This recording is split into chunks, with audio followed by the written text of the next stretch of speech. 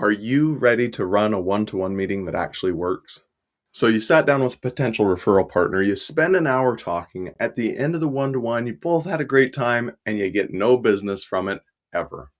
In the next few minutes, I'm going to show you what a one-to-one actually is, the 4 questions that turn a friendly meeting into a working partnership, and the single mistake that makes most of these meetings a pleasant waste of time. By the end, you'll be able to run a one-to-one that actually produces referrals. A one-to-one is a one-to-one meeting between you and a potential referral partner with one primary purpose: to learn each other's business well enough so that you could send each other real clients. That's it. It's not a sales call, not a catch-up. It's a working session disguised as a friendly conversation. And almost everybody runs it wrong.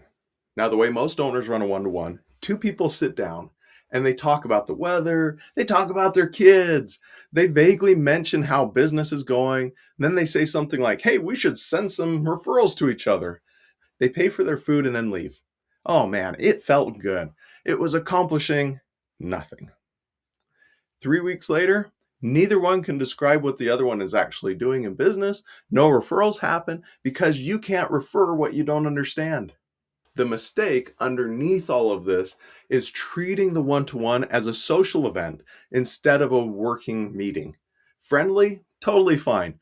The owners who get referrals from their one-to-ones walk in with a purpose and a few specific questions, and they steer the conversation towards the things that actually matter. And the things that matter are understanding each other's business deeply enough to spot a referral out in the wild. So here's how to run one that will actually work. First, you're going to set the frame at the start. When you sit down, say something like, I'd really love to understand your business today so I can send you the right people, and I'll tell you about mine so you can do the same. That one sentence changes everything. It tells the other person this is a working meeting. It gives them permission to talk about their business in detail, and it signals that you're here to give, not just to get. Then ask the 4 questions. These 4, in order, are the entire engine of a productive one-to-one. Question number 1, who's your ideal client? Not who do you work with, who's the perfect one? You're listening for specifics. Industry, size, situation, location. The more specific their answer, the more easily you'll spot that person in your own network. If they say, oh, any small business, push a little bit on that. If you could clone one client, who would it be? You want a picture clear enough that you'd recognize that person at a party. Question 2, what does a good referral look like for you, and what does a bad one look like? This question saves both of you enormous wasted effort.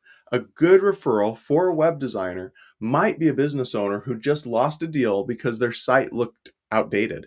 A bad referral is someone shopping for the cheapest possible website with no budget whatsoever. When you know the difference, you stop sending each other junk, and every referral you do send can land. Question 3, what's the moment someone realizes they need your services? This is the trigger question, and it's the one many people have never been asked. You're trying to find the exact situation that signals someone is ready for that person's service. For an accountant, it might be the moment a business owner gets a letter from the IRS. For a plumber, water on the floor. Once you know the partner's trigger moments, you start noticing them everywhere, and each one is a referral waiting to happen. Question number 4. How do you want to be introduced? Some people want a warm email. Some want their number passed along.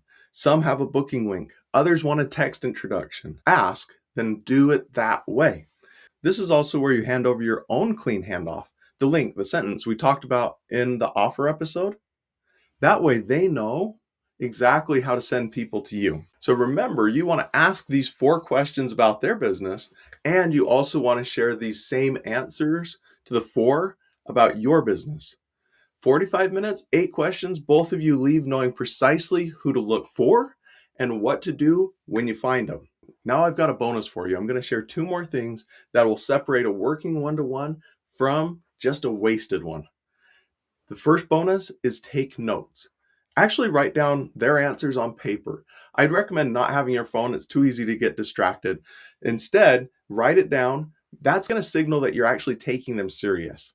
And more importantly, and if you forget half of what they said by tomorrow, you can always reference that paper of notes that you took. The owner who pulls up their notes a month later and sends a perfect referral is going to look like a genius. And they're just the ones who wrote it all down. Now for the second bonus that helps a meeting run so much better. At the end, in the meeting with one concrete step. Don't say, let's stay in touch. Make it something real. Hey, I'm going to introduce you to my client who mentioned needing exactly this. I'll send that email this afternoon. A one-to-one that ends with an actual action sets the tone for the entire relationship. You've just shown them what kind of a partner you are.